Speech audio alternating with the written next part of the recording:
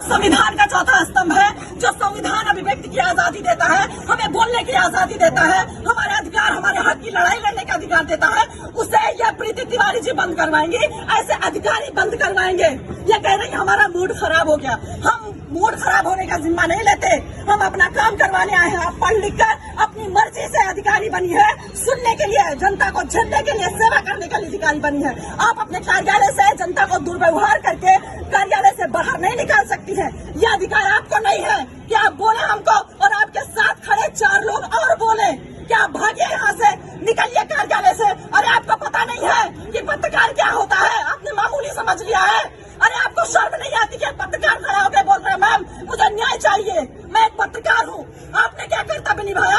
आप योगी जी को नहीं जानती, सरकार आदेश नहीं सुनती है कि पत्रकार जब किसी भी अधिकारी के पास जाए, कार्यालय जाए, प्रशासन के पास जाए, तो वो इज्जत दे, पत्रकार को मान सम्मान के साथ बिठाए और उसे पूरा ब्यौरा दे जिस बारे में जानकारी चाहिए पत्रकार को।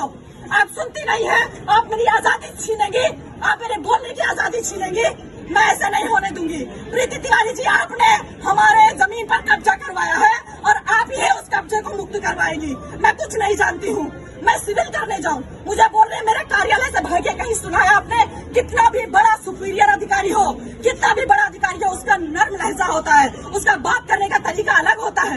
ये कहाँ से पढ़ लिख कर आई है? कैसे अधिकारी बन गए कि इनका मूड खराब हो जाता है एक पत्रकार के सवाल करने से? लेकिन मैं यहाँ पत्रकार की हैसियत से नहीं आई थी, मैं एक पीड़ित लड़की की हैसियत से लखनऊ से दौड़ दौड़ के आ रही हूँ कि मैं पीड़ित हूँ मैम, मुझे न्याय चाहिए। आपके गलत आदेश की वजह से मेरे घर पर कब्जा किया गया, आपने गलत कब्जा कर लिया, प्रशासन ने आपको गुमराह किया।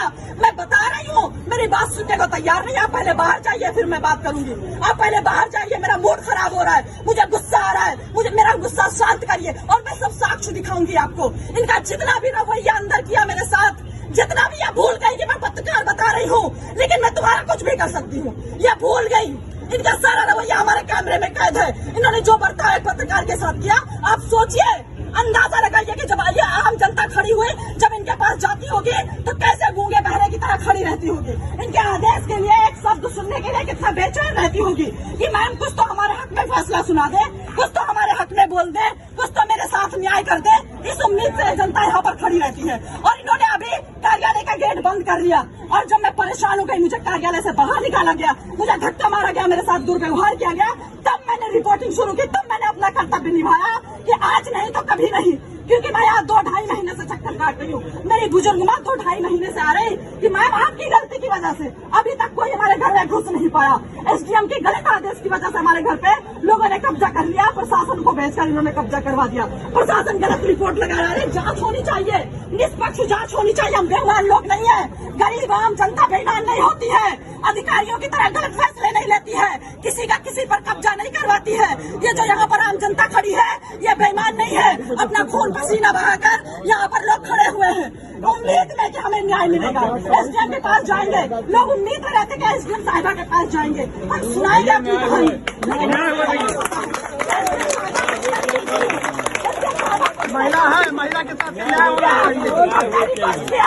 प्रीति तिवारी जी से कि मैं रोने लगी। मैंने बोला मैम आप भी एक महिला है, आप भी अधिकारी है, मैं भी एक सीनियर पत्रकार हूँ, मैं लखनऊ में पत्रकार